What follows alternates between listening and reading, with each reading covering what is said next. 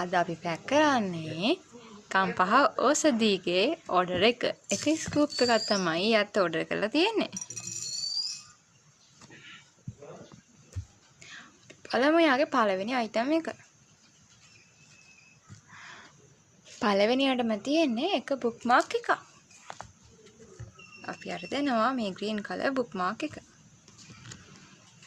ඊළඟට ලක්සරි ඉයරින් එකක් තමයි තියෙන්නේ. අපි යාට දෙමු. මෙන්න මේ ලක්සරි ඉයරින් එක. ඊළඟට තියෙන්නේ